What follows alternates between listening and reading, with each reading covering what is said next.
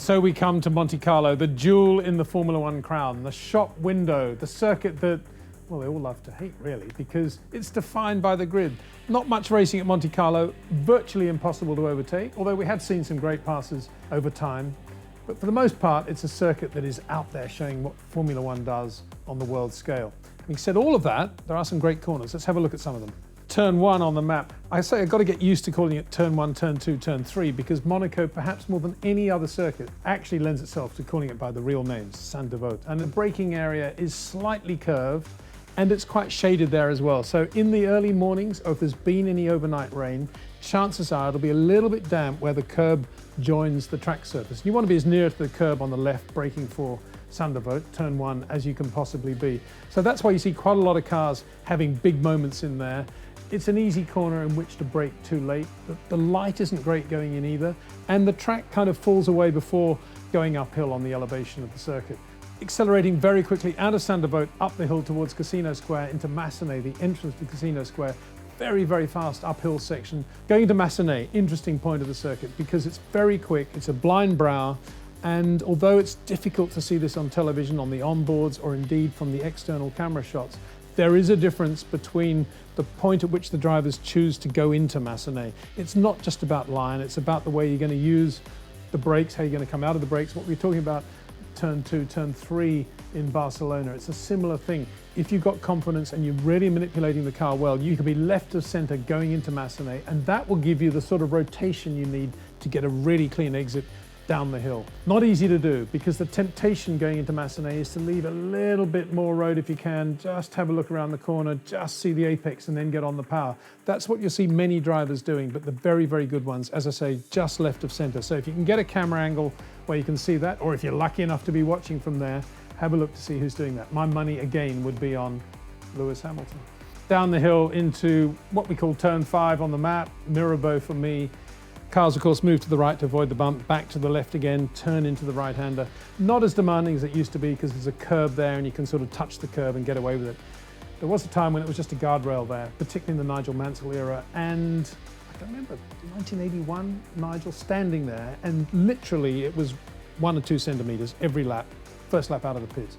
His ability to place the car and his judgment was what made Nigel Mansell who he was. That was one of the great places to watch him, I always felt, Mirabeau. Turn 8 is the corner where Ayrton Senna famously hit the apex and then the guardrail on the outside. When he was leading by so much that he was almost falling asleep, Alan Prost was catching him, and that's where he hit that apex. So it can happen to Ayrton, it can happen to anybody. Through the tunnel, always spectacular if you can get in there, incredibly loud of course, and there's a light change, that's turn 9, and then breaking into turn 10 and 11, the chicane, much tighter chicane now than it was in the older days when it was a fast S-bend in effect. This is where Alberto Ascari in 1955, and then exactly 10 years later, Paul Hawkins went into the water. Nobody really thought too much about it because this was Monte Carlo and always they had frogmen waiting by the boats in case somebody else went in the water. But then of course 1967 came along, and on Saturday a French Formula 3 driver named Philippe Vidal hit the chicane straw bales coming out of that S-bend and flipped his car over. It was left to track, up on its 2 wheels on the side, and guess what? Nobody said straw bales are dangerous. They flick a car into the air. We should rethink what we're doing here. And the next day, Lorenzo Bandini sadly did exactly the same thing in his factory Ferrari. His car went over and caught fire, and the straw bales caught fire as well, and we all know what happened. Turns 12, 13 and 14, or to back in the entrance of the swimming pool to you and I. Very, very fast corners, going to be dramatic to watch this year, particularly the big grandstands on the outside. If you can, try to get the cars, try to get a view behind the cars as they're turning into turn 13.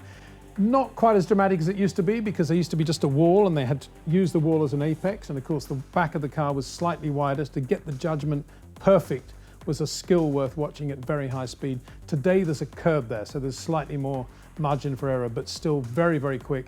Then we go into the slower 15-16 section. This is, of course, memorably where Jean Ragnotti, when he was driving the course car, went straight on into the guardrail, turn 16, but we won't talk about that. Jean's a mega guy. Accelerating along now into what I think is the best spectator area of the circuit. How they come out of the brakes and when they start to rotate the car into 18, into the main Rascasse hairpin, is very indicative of the style of the driver. I remember watching Juan Pablo Montoya there versus Kimi Räikkönen.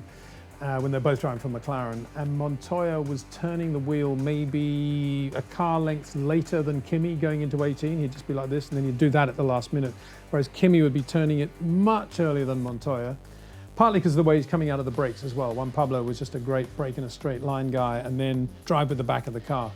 All on the curve there, the roll box on the left. The start is another thing to think about at Monte Carlo. A lot of white lines on the road because it is, of course, a public road.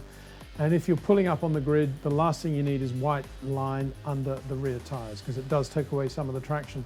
One final point, the station hairpin, which comes under the heading of turn 6. I call it the station hairpin because that's what it used to be when I first saw this race at the age of 12.